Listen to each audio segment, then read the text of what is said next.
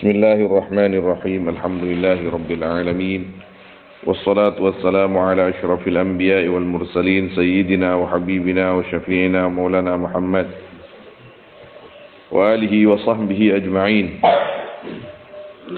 اللهم افتح علينا حكمتك وانشر علينا رحمتك واجعلنا من العلماء العاملين برحمتك يا أرحم الراحمين.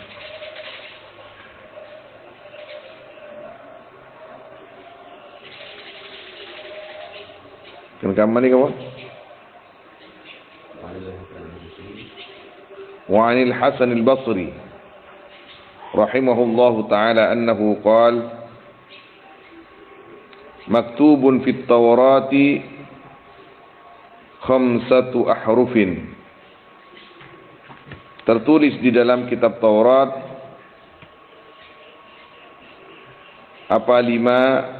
banyak-banyak huruf. Yang dimaksud huruf di sini adalah kalimat atau hikmah. Annal ghunyata fil qanaati, sesungguhnya kekayaan itu yaitu ada di dalam qanaah. Wa anna salamata fil uzlah, dan sesungguhnya keselamatan yaitu ada di dalam uzlah, sendirian. Yang dimaksud adalah kaya hati. Kalau sendiri itu sulit untuk ghibah dan lain-lain. Wa annal hurmata fi rafdi syahawati, dan sungguhnya kemuliaan, kehormatan yaitu ada di dalam rafdi syahawat, meninggalkan atau menolak keinginan-keinginan nafsu. Kalau kita mengikuti hawa nafsu berarti kita meninggalkan kehormatan kita sendiri.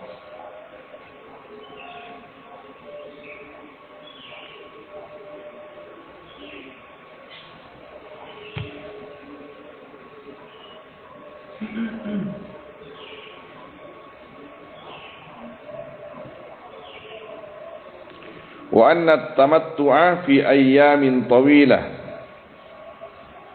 dan sesungguhnya bersenang-senang fi ayyamin tawilatin, yaitu ada di dalam hari-hari yang panjang. Wa anna sabra fi ayyamin qalilatin, dan sesungguhnya kesabaran yaitu ada di hari-hari yang sedikit. Ini adalah ungkapan lain daripada akhirat dan dunia, bahwa al-ayyam at-tawilah hiya al-ayyam al-ukhrawiyah. Hari-hari yang panjang itu akhirat, dan hari-hari yang sedikit dunia. Jadi kalau mau bersenang-senang itu di akhirat. Nah, semua yang mulia itu ada di sana. Kita sekarang ada di al-ayyam al-qalilah. Kita tertuntut untuk sabar. Sabar di dalam menjauhi maksiat. Sabar di dalam melakukan taat. Dan sabar ketika mendapat cobaan dari Allah Subhanahu wa ta'ala. Dan ini butuh keyakinan, diperlukan keyakinan. Kalau tidak yakin, tidak akan sabar. Orang yang tidak sabar itu karena keyakinannya, keimanannya hilang atau sangat menipis.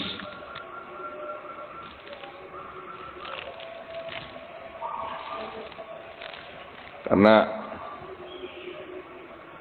di hari-hari yang sedikit ini cobaannya luar biasa. Maka kita diberi cobaan itu supaya kita ini pandai memilih pangkat kita sendiri di akhirat. Wa 'anil Nabi sallallahu alaihi wasallam ightanim khamsan qabla khamsin. Ightanim, ambillah, dapatkanlah khamsan akan 5 perkara, qabla khamsin sebelum 5 perkara. Syababaka qabla haramika, masa mudamu sebelum masa tuamu. Haram ini bukan hanya tua, tapi sudah tidak bisa berbuat apa-apa. Wasihhataka qabla saqamika atau sukmika, dan kesehatanmu sebelum sakitmu. Wa ghinaka qabla faqrik, dan kayamu sebelum fakirmu.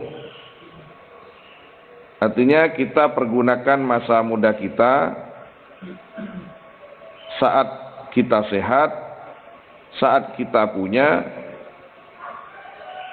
untuk taat kepada Allah Subhanahu wa taala dan mentasarrufkan apa yang diberikan Allah kepada kita di jalan Allah Subhanahu wa taala. Wa hayataka qabla mautik, dan hidupmu sebelum matimu. Wa faraghaka qabla syughlik, dan waktu kosongmu sebelum sibukmu, sebelum kamu sibuk.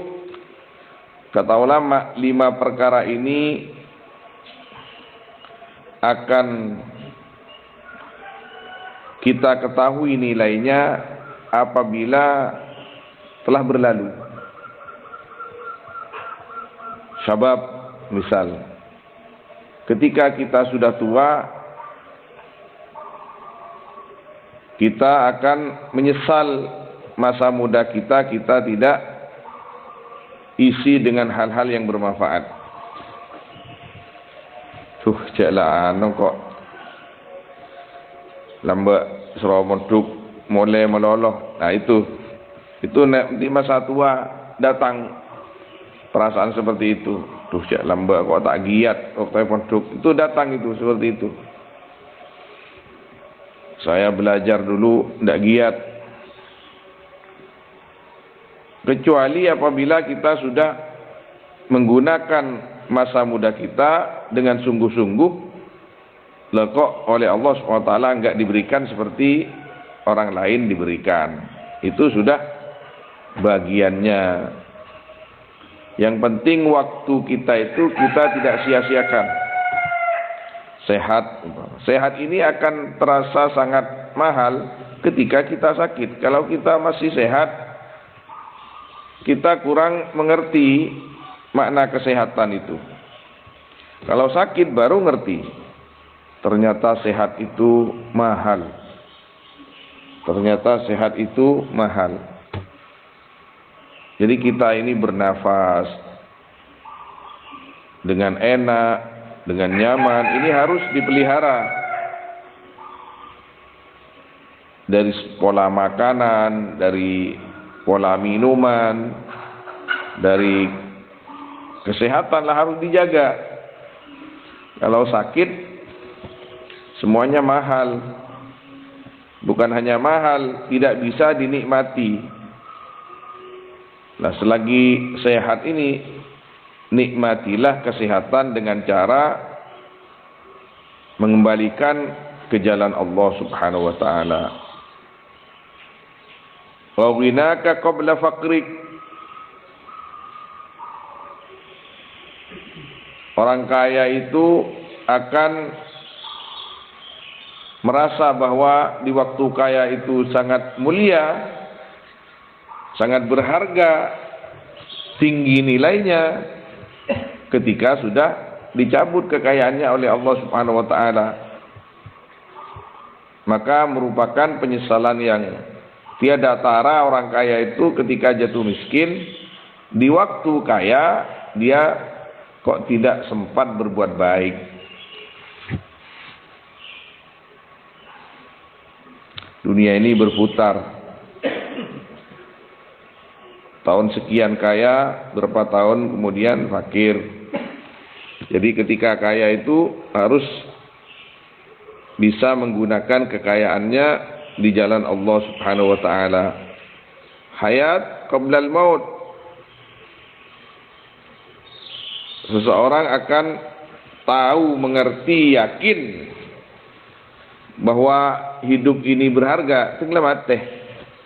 Kalau sudah mati, ya Allah, ternyata 1 menit, 2 menit, jangankan 1 jam, 2 jam, itu sebenarnya sangat berharga. Coba saya 1 jam istighfar, baca sholawat, baca la ilaha illallah, baca Quran, itu ternyata di sisi Allah nilainya luar biasa itu. Nah, kita sia-siakan karena belum mati.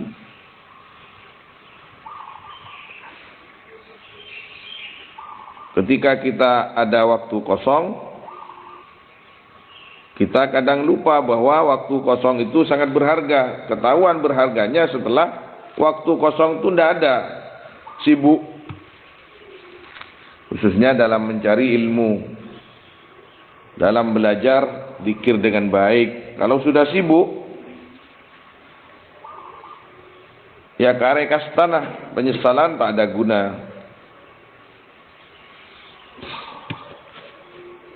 Tenggelam uang ocak pas, duh, lambak bektoh disia-siakan, dulu waktu dibuang-buang, sekarang sudah sibuk sekarang.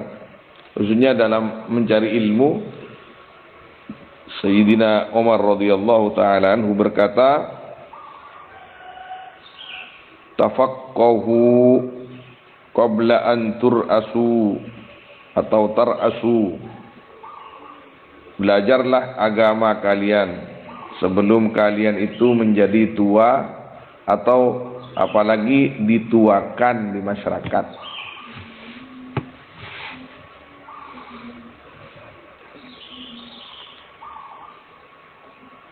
Karena kalau sudah tua atau dituakan apalagi ya di masyarakat, ini sulit sudah untuk ngaji. Todus kadang, gengsi kadang, ya tua, apa boleh dikiai, todus sing aja, kecuali orang yang hatinya bersih, tidak akan malu ngaji, karena minimal orang yang paham itu ngaji adalah ibadah. Maka Al-Imam Al-Bukhari rahimahullah ta'ala meneruskan perkataan Sayyidina Umar itu. Kalau Sayyidina Umar berkata tafaqqahu qabla an tur'asu atau tar'asu, maka Imam Bukhari meneruskan wa ba'da an tar'asu atau tur'asu. Itu ziyadah dari Al-Imam Al-Bukhari. Belajarlah kalian sebelum kalian tua, kata Sayyidina Umar. Maka Sayyidina Imam Al-Bukhari menambahkan, dan setelah kalian tua.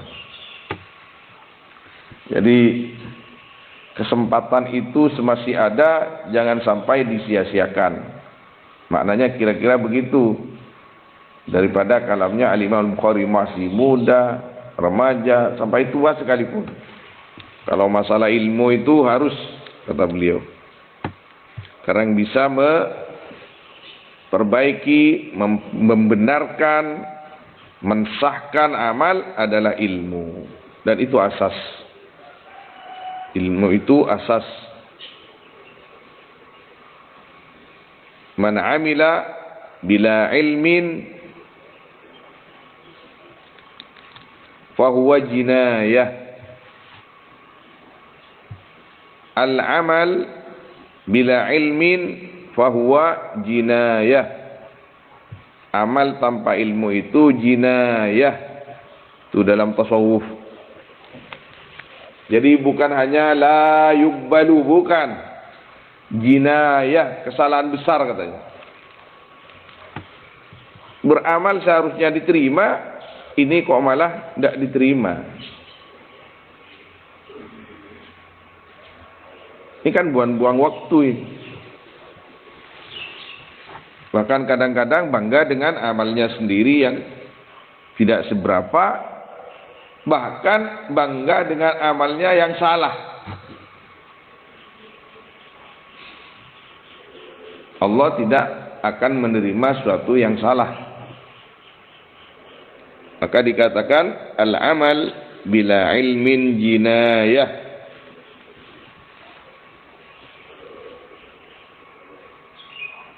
Wal ilmu bila amalin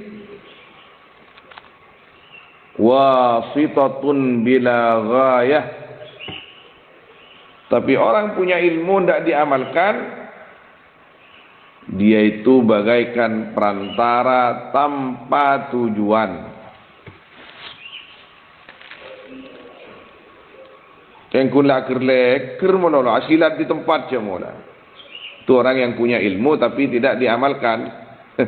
Itu tendang kanan, tendang kiri. Kalau bahasa Indonesianya atau di Madura, makelar aja. Semua alamat itu ada di tangan. Semua alamat dan tujuan orang-orang itu ada di tangannya. Surga oh di sawah bisa. Surga Jakarta, wah bisa. Ke Jakarta. Kalimantan, wah bisa. Beli dia sa. Aban TV. Wasitah. Perantara. Tapi ketika tidak diamalkan pas bila ghayah. Tidak sampai kepada tujuan. Jadi kita memang harus ngaji, mengamalkan. Li'anna dinana dinul amal. Agama kita adalah agama amal. Tidak hanya dipelajari, tapi harus dipelajari karena din itu syai' tsagil. Agama itu sesuatu yang tidak mudah. Inna sanulqi 'alaika qawlan tsaqila. Dalam Al-Qur'an itu. Aku akan berikan kepadamu, kata Allah kepada Kanjeng Nabi sallallahu alaihi wasallam, qawlan tsaqila. Firman yang tsagil, berat, ad-din. Agama, isinya agama. Apakah itu tauhid, syariat, akhlak?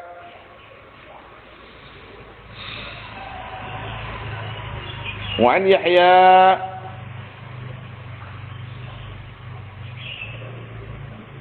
ibni Mu'adin Ar-Razi rahimahullahu ta'ala, man kathura syab'uhu kathura lahmuh. Ini yang kena saya ini. Barang siapa yang banyak apa kenyang nyaman, maka banyak apa daging nyaman. Para terlasan beliau. Orang tak pasah, sampai beli, sampai saya tak pasah, beli. Sekocok, kena kena lembak. Sampai saya tak pasah, beli. Kalau lempo. Wa man kathura lahmu kathurat syahwatuh. Barang siapa yang banyak dagingnya, maka banyak apa syahwatnya, libidonya tinggi. Maka di antara mengecilkan volume syahwat kita ya sedikit makan kan. Allah. Tapi yang aneh Imam Syibli rahimahullah ta'ala. Imam Syibli itu gemuk katanya. Ada orang yang mau sowan kepada Imam Syibli.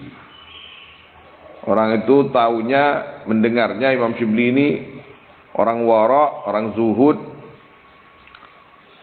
yang paling sering jadab. Seperti siapa Imam Syibli itu? Akhirnya orang itu datang ke Imam Syibli mau sowan. Menunggu agak lama, kemudian Imam Syibli keluar. Imam Syibli itu gemuk. Kemudian orang itu khatar fi qalbi, di dalam pikirannya bergumam, Masa orang warok seperti ini? Masa orang zuhud seperti ini, lempo? Seharusnya orang warok kurus. Ini kok lempo begini? Ini pasti banyak makan ini. Masa orang warok banyak makan? Orang zuhud banyak makan? Akhirnya dia mundur. Gak jadi sowan. Dipanggil oleh Imam Syibli. Balik. Wahai anak muda, ketahuilah, aku gemuk ini bukan karena makanan, tapi badanku gemuk karena cinta kepada Allah. Setiap aku memanggil namanya Allah, maka betapa bahagianya aku sehingga badanku bertambah gemuk. Allah, maka aku bertambah gemuk, bertambah sehat, bertambah segar. Ini diantara wali-wali Allah Subhanahu wa ta'ala yang wusulnya dan kebahagiaannya melalui cinta. Karena tidak sama, orang wali itu ada yang melalui penekunan syariatnya itu luar biasa, seperti Imam Al-Harith Al-Muhasibi. Ada yang dengan cinta, seperti Rabi' Al-Adawiyah, Dhunnun Al-Misri, dan juga Al-Imam Ash-Shibli. Imam Shibli muridnya Al-Imam Abil Qasim Al-Junaid. Sering jadab, bahkan sampai ditegur oleh Sayyidina Al-Imam Abil Qasim Al-Junaid. Tapi mau tegur gimana kalau sudah tidak terkendali. Tapi itulah, gurunya itu menginginkan muridnya itu tidak jadab supaya manfaat. Jadab itu bukan gak bagus. Jadab itu yang betul-betul jadab ya. Pikiran bahkan hatinya itu hanya milik Allah Subhanahu wa ta'ala dan tidak mau dengan siapapun. Seorang guru maunya murid itu tidak jadab. Jadabnya itu tidak lepas dari umat. Jadab sekali-kalilah, karena diperlukan umat. Tapi ada orang jadab itu tidak ketahuan, pikiran dan hatinya selalu bersama Allah, tapi karena kuatnya pondasi syariatnya masih bisa bersama manusia, seperti Sayyidina Imam Ahmad Ar-Rifai rahimahumullahu ta'ala. Wa man kasurat syahwatuh kasurat dunubuh. Barang siapa yang banyak apa syahwatnya man, maka banyak apa dosa-dosanya man. Allah nasallallahu alaihi wasallam. Wa man kasurat dunubuh qasa qalbuh. Barang siapa yang banyak apa dosa-dosanya man, maka geli, keras apa hatinya man. Allah, sulit untuk menangis, sulit untuk khusyuk, harus dipaksa. Kok saya ini tidak nangis ya? Kalau berdoa kepada Allah, kalau beristighfar kepada Allah, kalau bertobat kepada Allah, kita ini kok enggak nangis? Saya ini enggak nangis. Maka menangislah karena tidak bisa menangis. Wa man qasa qalbuhu ghariqa fi afatid dunya wa zinatiha. Dan barang siapa yang keras hatinya man, ghariqa maka tenggelam man fi afatid dunya wa zinatiha, di dalam penyakit-penyakit dunia atau cobaan-cobaan dunia, wa zinatiha dan keindahannya ad-dunya. Artinya lupa akan yaumil akhir, lupa kepada hari kiamat. lupa kepada akhirat. Wa an Sufyan Ats-Tsauri rahimahullahu taala annahu qala ikhtara al-fuqara'u khamsan wa ikhtara al-aghniya'u khamsan. Memilih siapa orang-orang fakir akan 5 perkara. Yang dimaksud fuqara di sini adalah al-fuqara yang mengerti agama, al-ulama as-salikuna fi sabilillah, as-salikuna ila Allah. Ini fuqara. Karena orang-orang yang fakir tapi hatinya tamak, ini tidak masuk di sini. Yang dimaksud fuqara di sini adalah orang yang memang memilih hidup tidak mewah karena keyakinan mereka tentang kehidupan ini yang sangat pendek, mereka memilih kehidupan yang jauh lebih panjang. Maka 5 perkara kata beliau ini dipilih oleh fuqara, kebalikan dari 5 perkara yang dipilih oleh aghnia. Orang-orang kaya yang dimaksud di sini orang yang hanya mementingkan kehidupan dunia. Karena ada orang kaya itu yang zuhud juga, seperti Sayyidina Utsman, seperti Sayyidina Abdurrahman bin Auf. Jangan kira beliau-beliau itu orang tamak, naudzubillah, sama sekali tidak. Hartanya hanya diperuntukkan untuk perjuangan agama, kepentingan orang-orang Islam. Mana ada cerita Sayyidina Utsman itu hartanya dihambur-hamburkan ke tempat yang enggak benar? Enggak ada. Ikhtaral fuqara rahatal nafsi. Memilih siapa al-fuqara? Orang-orang yang tidak berhajat kecuali kepada Allah, orang-orang yang tidak pernah menampakkan keperluan kecuali hanya kepada Allah, itu fuqara. Rahatan nafsi akan kebahagiaan hati, rahah, kesenangan, ketentraman, kedamaian. Wa faraghatal qalbi, kosongnya hati dan tidak diisi kecuali Allah. Apa yang dimaksud kosong hati di sini? Dari pikiran-pikiran yang menyibukkan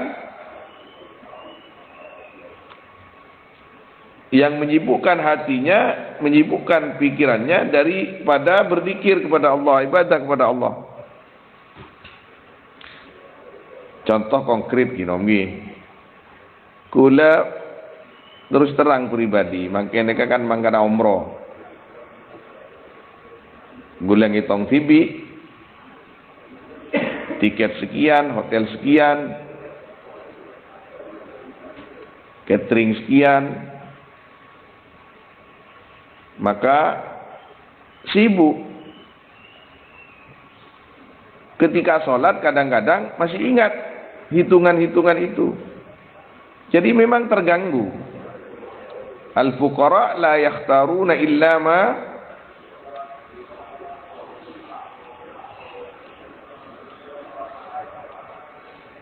yunshitu anfusahum ilallah. Orang fakir yang dimaksud di sini orang-orangnya Allah. Jadi ya umum lah, biasa sih seperti ini. Tapi orang-orang super itu meninggalkan itu semua. Si ataning hingga kini ketika terlalu dipikir masuk kabajang deki mas. Kan gini.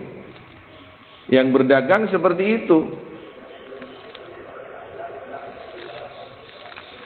Wa ubudiyatur rabbih, wa ubudiyatar rabbih. Dan menghamba kepada Allah. Ubudiyah. beribadah. Wa khiffata hisabin, ringannya hisab. Wa darajatal ulya, dan derajah yang pangkat yang tinggi. Dan itu dihasilkan dengan melakukan hal-hal yang diridhai oleh Allah Subhanahu wa taala dan menjauhi yang dilarang. Waqtaral aghniya'u ta'iban nafsi, dan memilih siapa orang-orang kaya akan capeknya hati, wasyulal qalbi, dan sibuknya hati, wa ubudiyatad dunya, naudzubillah, dan menghamba kepada dunia, wa syiddatal hisabi. Apa yang dimaksud menghamba kepada dunia? Sampai lupa kepada Allah karena terlalu sibuk, terlalu cinta kesenangan dunia sampai lupa kepada Allah. Wa syiddatal hisab, beratnya hisab, wa darajatas sufla, dan derajat yang rendah di akhirat.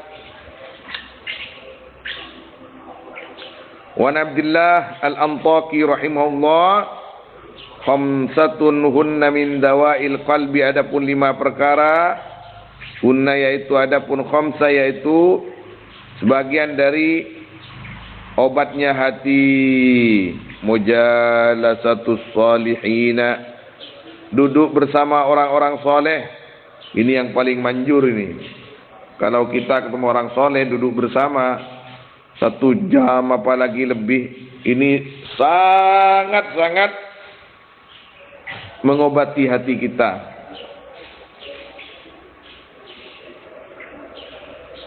Orang soleh yang dimaksud di sini kalau dalam istilah tasawuf orang wali. Ada yang alim, ada yang tidak begitu alim, tapi hatinya nyambung terus kepada Allah. Man idza ru'u dzukirallah, orang-orang yang apabila dilihat maka spontan Allah disebut. Kita kalau ketemu dengan orang wali, tidak ada yang nyuruh, lisan kita itu otomatis langsung Allah, ya Allah, dari senangnya. Karena di wajah mereka ada kalimat Allah yang muncul dari hati mereka. Sehingga kalau kita melihat wajah mereka, kita otomatis tertarik, tersetrum untuk menyebut Allah. Wa qiraatul Quran, dan membaca Al-Quran. Wa khala'ul batni, dan kosongnya perut. Wa qiyamul laili, ya Allah, at-taufiq ya Allah. Dan qiyamul lail, salat, baca Quran, zikir, bukan main HP. Qiyamul lail itu.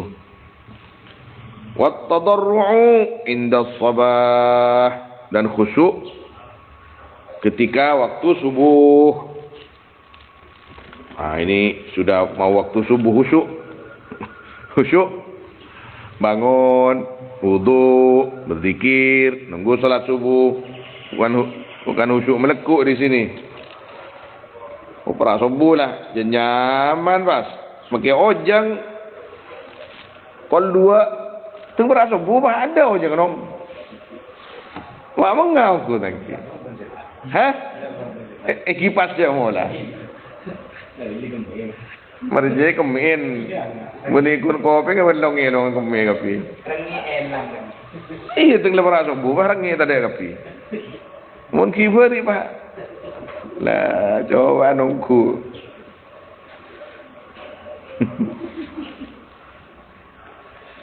Wan jumhuril ulama annal fikrata ala khamsati awjuhin. Allahu a'lam. Sallallahu alaihi wasallam ala sayyidina Muhammad wa alihi washabbihi ajma'in. Walhamdulillahi rabbil alamin. Al-Fatihah.